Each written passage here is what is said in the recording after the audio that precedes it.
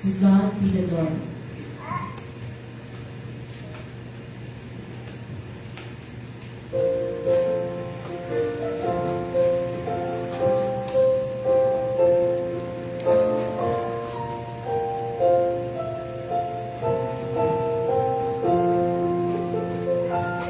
To God be the glory, great things He has done. So lovely the world that He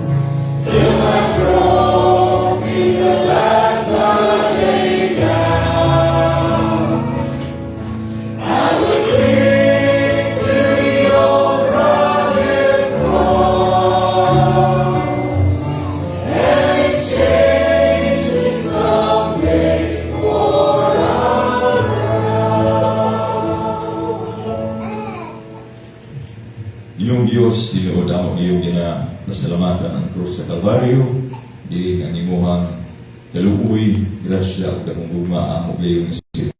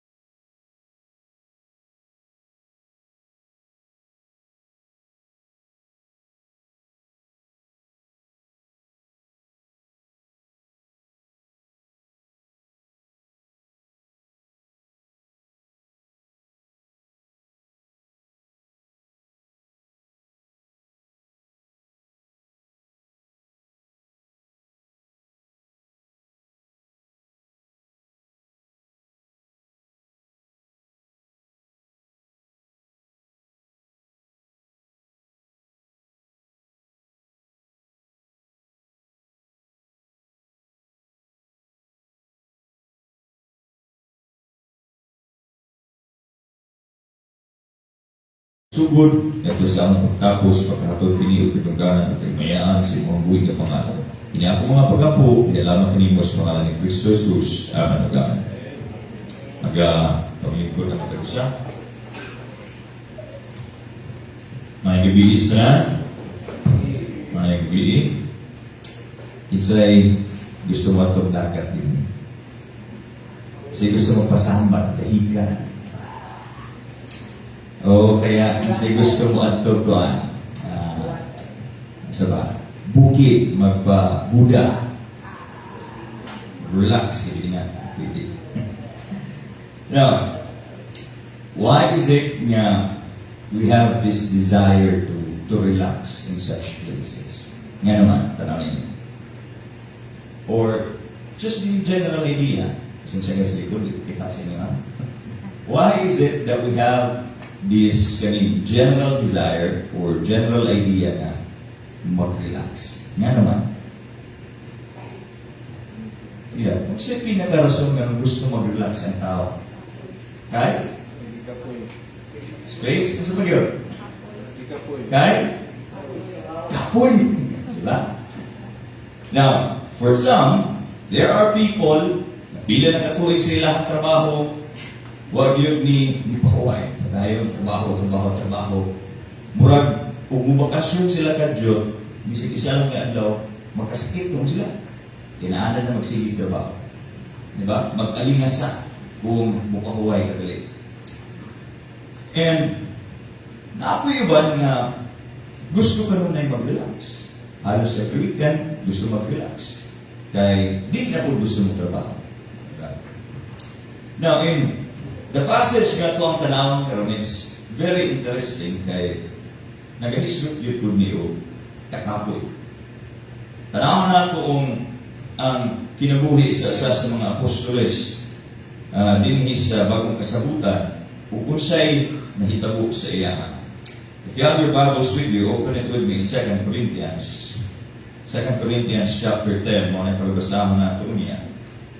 Now, kaning libro sa 2 Corinthians, it carries multiple issues. Okay? Nasulat ni because of so many and then lahi-lahi pag yung mga giagian sulod sa simbahan. Yan yung mga higiyon. Na ay mga strained relationships, no? Na ay mga relasyon yan na shaky na kayo. Actually, di lang yung shaky, na putol na yun.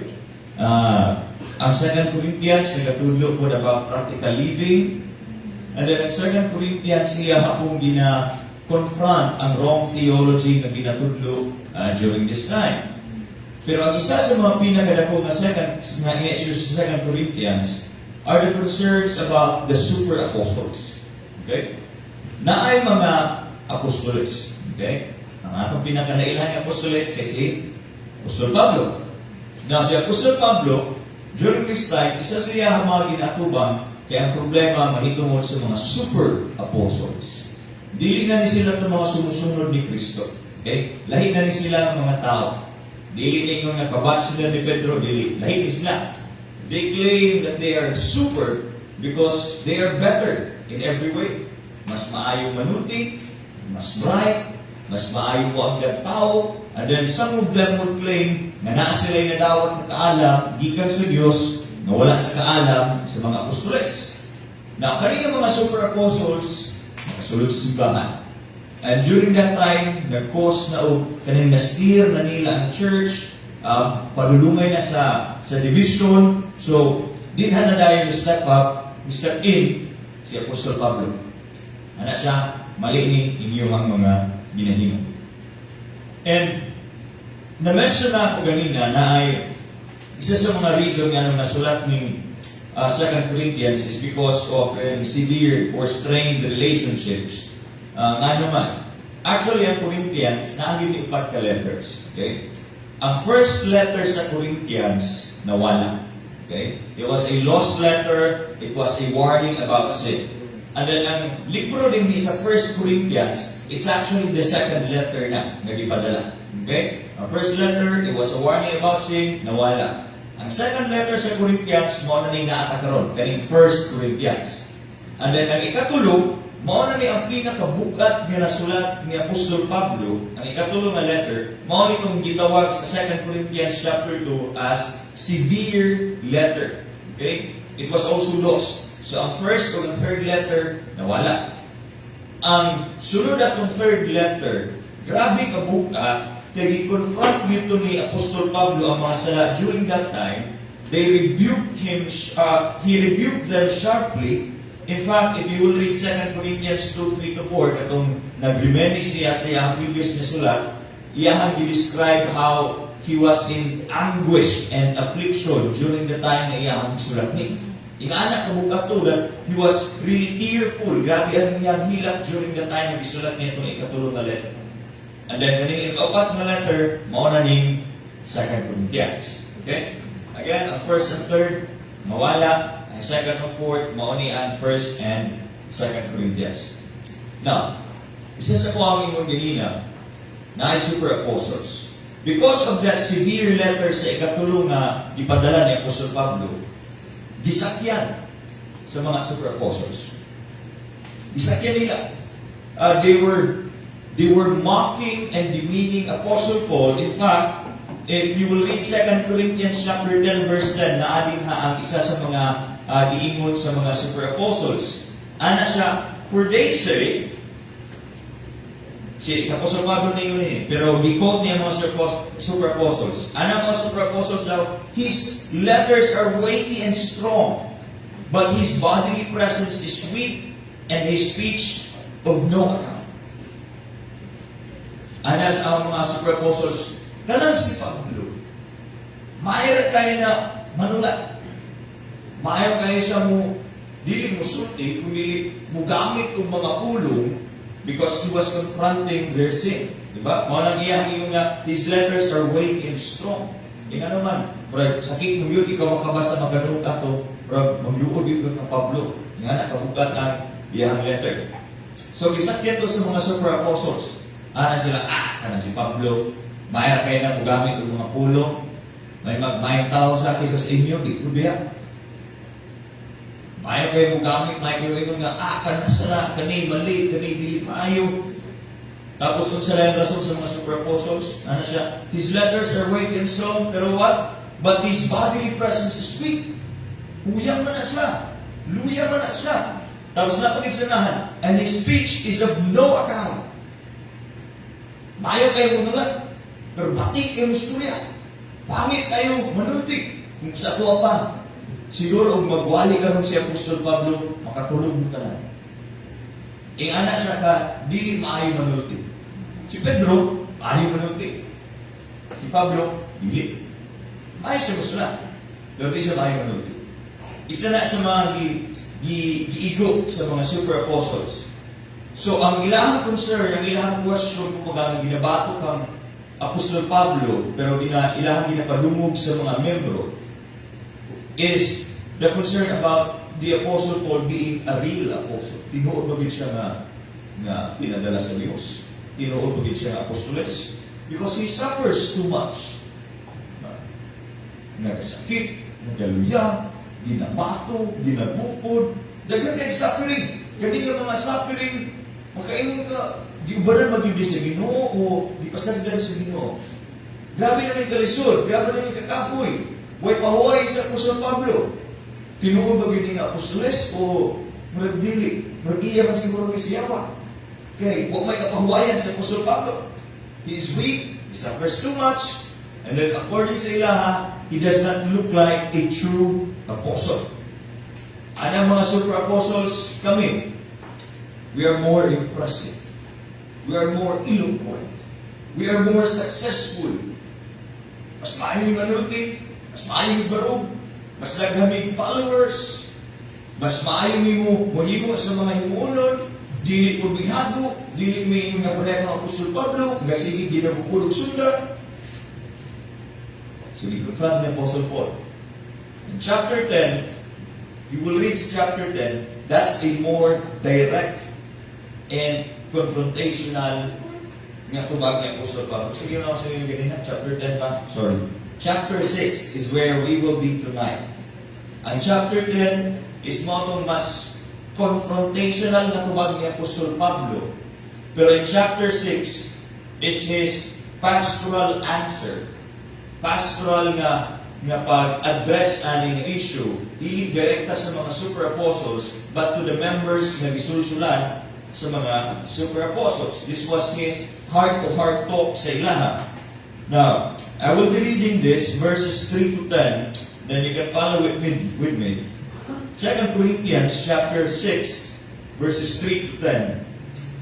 Giving no offense in anything, that the ministry be not blamed, but in all things approving ourselves as the ministers of God in much patience, in afflictions, in necessities, in distresses, in stripes, in imprisonments, in tumults, in labors, in watchings, in fastings, by pureness, by knowledge, by long-suffering, by kindness, by the Holy Ghost, by love and faith, by the word of truth, by the power of God, by the armor of righteousness on the right hand and on the left, by honor and dishonor, by evil report and good report, as deceivers and yet true, as unknown and yet well known, as dying and behold we live, as chastened and not killed, as sorrowful yet always rejoicing, as poor yet making many rich, as having nothing and yet possessing all things. Diyos may panalangin sa iyang buwan. Now, din nga sa verse 4, naipulong ay gamit din na approving. In other translations, ang gamit din ha is commend. Si Apostol Pablo iyahang i-commend ang iyahang kagalingon. Kung sa mga pastor, pag alsa sa sariling bangko, dili. Greek word for that is synestemi, which means to demonstrate or to prove, to show nga siya genuine. Okay? Siya tinuod na apostoles. Ana siya din but in all things approving. So di unsa man niya pag pamatuod niya siya minister sa Dios. Na mo na niya sumpay. In patience, in afflictions, in necessities, in distresses, in suffering, di ba? In dying and yet not being killed, in chastening, in sorrow, in being poor. Katulong mga muta, pagpamatuod na unsa, siya tinuod. Now, those very things na ito, di ba? So those very things that the Apostle Paul has mentioned, mga ito yung mga butang na anong mga super apostles, tanawa, si Pablo, pobre, therefore dili siya tinuod ng apostoles. Si Pablo, naglisod, therefore dili siya tinuod ng apostoles. Si Pablo was chastened, therefore dili siya tinuod ng apostoles. Pero kung sa ihimo ni Apostol Pablo, ana siya, mauni ang pagpamatuod na ako tinuod ng apostol. Kung sa ihangin kay ako naglisod, kay ako gigukod, kay ako gisulayan. Ano mga super apostles, mauni ang pamatuod na dili sa tinuod. Pero ana si Apostol Pablo, mauni ang pagpamatuod na ako tinuod. You see the difference? Paul is not saying, look, I'm great. Look, I'm better than them. Look, tanawa, mo ni ko. Mas nakuko, mas maayo ko sa inyo, dili. What he was saying is simply unsa, ang akong ginabuhi, ug ang akong gikinabuhi, is simply a proof that we are truly servants of God. Because kaning accusation, dili lang kang Apostol Pablo, kundi sa iyang mga kaubanan, ni Pedro, sa uban ng mga apostoles. Ano sila ni Pedro, sila ni Pablo, sige hagbo, sige kahasol, sige ginagupod, di na sila pinuod. Pero ana si Apostol Pablo, mo ni pinuod. Di kami isulayan. The false idea that they are trying to put sa church is kunsa, na ang true servant of God daw must be strong, impressive, and comfortable. Okay? Strong, impressive, comfortable. Now, si Pablo, kung ang super apostle, strong, impressive, and comfortable, si Pablo, luya, di maayo manulti, di comfortable. The total opposite. So, ang correction ni Pablo din is kung sa, true servants of God are often kung sa, spent tired and suffering, and yet faithful. Spent, tired, and suffering, but faithful. Subutin ko sagot, ang dilakad din ni Pablo sa, ang iyahang kahagop is not disqualification sa iyahang tawag, but this is actually authentication, a proof that God has truly called him for this. Ang iyahang kahagop, ang iyahang pagsulay, ang iyahang bisag kung sa iyahang giagyan, dili to disqualification. Dili to pagpamatuod nga siya iya sa yawa. Dili. Katong mga butang, tanan niyang giagyan, pagpamatuod nga siya tinuwag sa Diyos. Amen. Now, this is not just for the Apostle Paul. Dili lang po ni para sa mga ministers. This is for everyone. This is for you, Brother Mix, as you're calling as a father. This is for your calling as a wife, a mother, Brother June, calling ni mo ni as pag-drive sa grab. For Brother Ras, this is also for you as you're calling sa mga pag-assist, din sa simbahan, sa mga pagtudlo, sa mga kung sa mga ginahimo. This is for everybody's calling. For your calling as a father, you're calling as a husband, you're calling as a wife, or so you're calling as an engineer, doctor, driver, deliver. Ang bawaan na, do you really believe na kanang imong ginahimo karon, God has called you to do it? Naiwan siguro, maingon, Brother June, naiwan siguro kaya, Pastor, kung yung bagay pag-grab na ko. So, mamuntahan ko sa iyo maya, tananin mo. Itawag ko ka sa Ginoo para na. Tawag. Pastor, kung yung bagay ka na ako ng ingani at binili mo, hindi mo ko pareha sa uban nga professional. Mawala mo na yung binili mo, nagbaligay-baligay. Nag-alive-live. Pastor, kung yung bagay ka na ako ng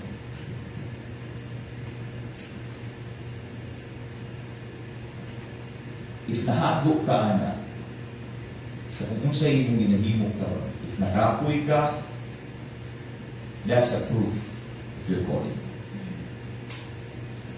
Solomon, with this I realize that it is your privilege to be exhausted while doing your calling. Sahay, maglikay ka sa kapoy.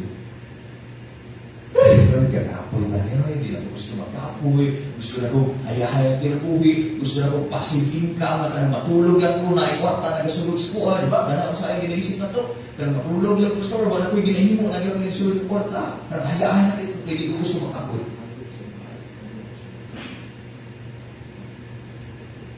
Just early this month, ibalik ko ni boss ako, last month or early this month, ibalik ko sa akong boss, na akong schedule sa overtime. 55 hours per week. 55 hours per week. And then I also need to prepare lessons for Thursday, Friday, for Bible school, for Sunday school, and for sermon. Kuya na, sir. Tapos, Pastor na. Natudlo pa siya. Nasa small group. Abot na siya unit. Nasa small group. Tuesday, Wednesday, Thursday, Friday, Saturday. Ug Sunday. Saya labi na kayo lang. Ikapoy. But, God has given me all these things. This opportunity to minister to you, to other people.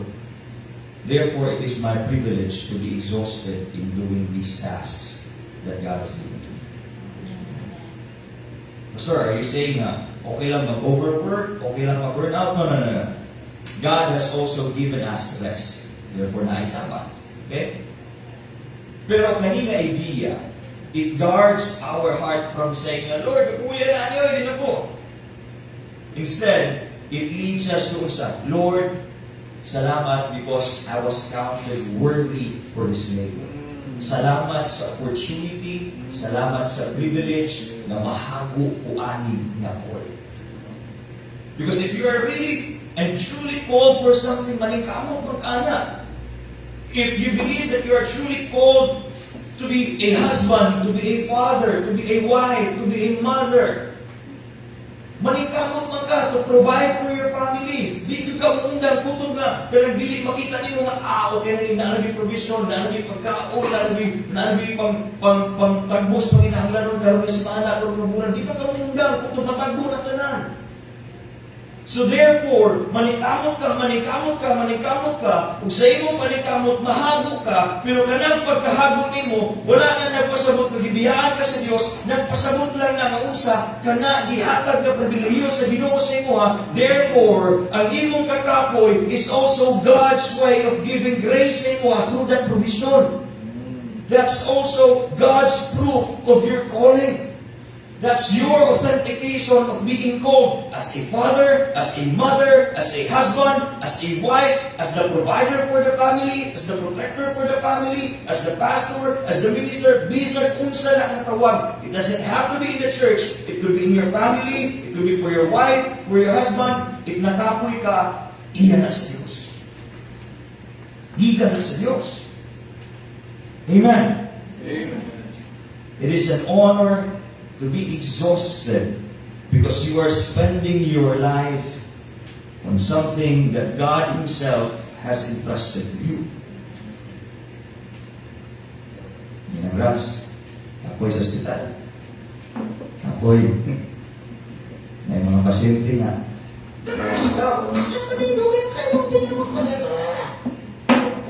Yaw-yawan ka sa mga tao, mas bata pa sa inyo. Huwag alam sa ilang ginahimo, huwag alam sa ilang yaw-yaw. Yet you're called to do that. Mga negosyante, na may mga nasabay na sa inyong problema. Kubalot, mga negosyante, mga tao nga, kung dili mo, kung sige gali, sige pangayog increase, isa po yun. Sige ka-absent, sige ka-sakit, isa po sakit, and yet, God has called you not just to serve sa katong inyong katawan, but also the people that your business is serving. Kapoy. It's funny because na iban quit kung ilang 9 to 5, kaning regular jobs. Hindi sila gusto magtrabaho 8 to 10 hours a day. So nag-divisyante sila, 24 hours na sila trabaho. Kapoy. It's very exhausting. Now take a look at what the Apostle Paul said. Akong kakapoy, pagbibiyay sa mga tao sa kuha, nila pagsultig dautan, at pamatuod lang to, na kining akong ginahimo, therefore, brothers and sisters, it is an honor to be exhausted as a minister, as a father, as a wife, as a husband, as a mother, as a driver, as a teacher, as a businessman, as a worker, as an employee. If God has called you to do that, ang kakapoy o kahago again is simply an evidence that you are spending your life on what matters to God. It's not a disqualification of your calling. It is the proof of it. Amen. So mga tanan ko, kinsay nalipay din kay kapoy sila. Amen. If it is God's calling, kakapoy man and then it's God's calling, we can call it one, holy fatigue. Holy fatigue. Amen. Kutob, ang Diyos magapanalangin siyang pulong. Lord, we thank you for the privilege to hear your word. We thank you for the privilege of exhaustion. Thank you for allowing us na magamit namo ang kusog sa kung sa maning among ginahaguan karon. Ug salamat pud Ginoo sa kusog nga nagikan ra pud kanimo. Ang among kakapoy, ang among kahago is simply a proof and evidence that we are doing your calling. I pray, Lord, that our work, that our exhaustion will not be in vain. I pray that surely we are doing the calling na nanagikan yun kanino. Dili lang ang calling in our professions, but in our relationships, in our service, both in the community and in the church. I pray, Lord, that we are truly exhausted for your glory. And I pray, Lord, na in our exhaustion, dili na makalimutan that you also have given us Sabbath. Because aside sa paghago, you have also called us to rest. I pray that you will teach us na dili man pinapulan. And I pray na sa among kahago o pagpaningkamot, imo po kaming tudluan sa pagpahulay. Lord, we commit to you all these things. In Jesus' name I pray. Amen and amen.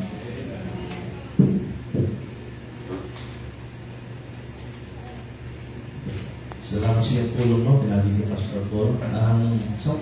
Someone posted this sa FB about learning kay Bishop Charles. Christianity is a battleground, not a playground. So, no, the ultimate evidence is the ultimate evidence na your